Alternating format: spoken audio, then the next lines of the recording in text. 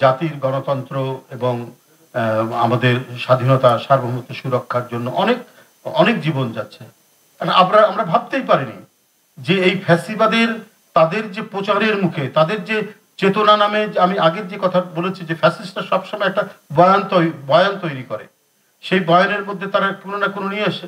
Hitler নিয়ে এসেছিল রাষ্ট্র, মুসলিনি নিয়ে এসেছিল রাষ্ট্র, শেখ হাসিনা নিয়ে এসেছিল স্বাধীনতার চেতনা।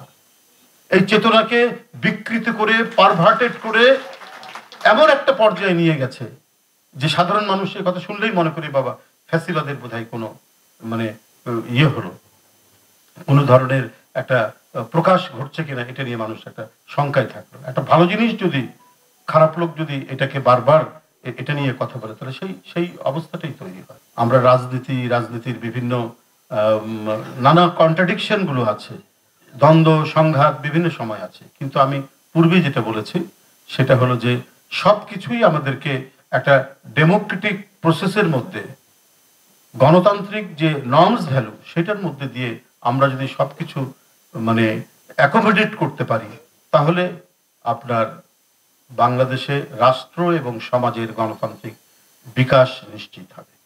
এবং আজকে যে যারা বয়ান তৈরি করেছেন, এখনো যারা বলেন আর শেখ হাসিনা থাকলেই বোধহয় ভালো ছিল, সে যাই হোক, সে তো খুব শক্ত হাতে চালিয়েছে বলে।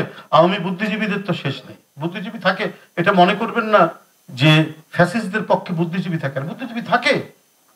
আপনার জার্মানের নাৎসিবাদের পক্ষে আপনার এজরা পাউন্ডের মতো বিখ্যাত কবি, এবং যার পত্রিকায় কোনো কবি যদি একটা কবিতা ছাপা হতো তাহলে সে একজন প্রতিষ্ঠিত কবি হিসাবে তার নামডাক হয়ে যেত। এইরকম মানুষও নাৎসিবাদকে ইয়ে দিয়েছে, সমর্থন করেছে। এমনকি বিখ্যাত জার্মান যে রাইটার পরবর্তীতে, সেও নাকি ইয়াং, তখন দ্বিতীয় বিশ্বযুদ্ধের সময় তিনি তিনিও হিটলারের ইয়াং ট্রুপারের সাথে ছিলেন। এই ধরনের পরে সন্দেহ হয়েছিল, পরে তার নোবেল প্রাইজ দেওয়া যাবে কিনা এটা নিয়েও কথা উঠেছে যে তাকে কি করবে, আন্তর্জাতিকভাবে তাকে বয়কট করবে কিনা, এই কথাগুলো এসছে পরবর্তী পর্যায়ে। সুতরাং নাৎসিদের পক্ষে, ফ্যাসিস্টদের পক্ষে যে বুদ্ধিজীবী থাকে না থাকে, ডক্টর জাফর ইকবালদের মতো লোক থাকে,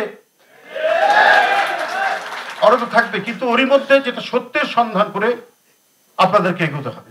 ফ্যাসিস্টদের পক্ষে যে বয়ান দেবে, কথা বলবে ভালো, আপনাদের সবাইকে ধরে নিতে হবে। আমরা যে যা দল করি না কেন, যে অবস্থায় করি না কেন, কমপক্ষে আমরা যারা আন্দোলন সংগ্রামে ছিলাম, গণতন্ত্রের জন্য অটুট মনোবল নিয়ে দীর্ঘ 15-16 বছর নিপীড়ন, আমি 35 দিন রিমান্ডে ছিলাম। তারপরে এইবার যে এই বৈষম্য বিরোধী আন্দোলনে, সেখানেও প্রায় অলরেডি আমার 9 দিন রিমান্ড খাটা হয়ে গেছে। আমি নিজের কৃতিত্ব দিচ্ছি না, কিন্তু আমার চাইতে যার পায়ের নখ তুলে দিয়েছে, হাত তুলে দিয়েছে, যার দৃষ্টি শক্তি চলে গেছে, তার অবদান তো আরো মানে সাংঘাতিক অবদান। তাকে সমাজ এবং রাষ্ট্র কিভাবে তাকে মূল্যায়ন করবে? সুতরাং আমি মনে করি যে আমরা পূর্বের কোনো পুনরাবৃত্তি যাতে না ঘটে, কোনো কিছু যেন না হয়। আমার মনে হচ্ছে নতুন প্রজন্ম তারা নতুন কিছু ভাবছে, কোনো পুরনো পরিস্থিতি তারা বোধহয় ভাবছে না। এটা আমার কাছে নানাভাবেই আমার কাছে এটা মনে হয়েছে। তো এই নতুন যে ভাবনা, এই ভাবনা দিয়েই গড়ে তুলতে হবে আমাদের প্রাঙ্গণ, আমাদের শিক্ষায়তন সবকিছুই রাখতে হবে। আন্দোলন সংগ্রামে যারা অংশগ্রহণ করেছে, ছাত্র রাজনৈতিক দল, সে জাতীয়তাবাদী ছাত্র দল হোক, ইসলামী ছাত্র শিবির হোক, বামপন্থীরা হোক, ডানপন্থীরা হোক, সবাই নিজস্ব মতামত নিয়ে, নিজস্ব চিন্তা নিয়ে, পারস্পরিক ডিসকাশন এবং আলোচনা সমালোচনার মধ্যেও কোনো কোনো জায়গায় একটা সিম্পল পয়েন্টে আবার আমাদেরকে একত্রিত থেকে আমাদের প্রতিষ্ঠানগুলোকে আমাদের বাঁচাতে হবে।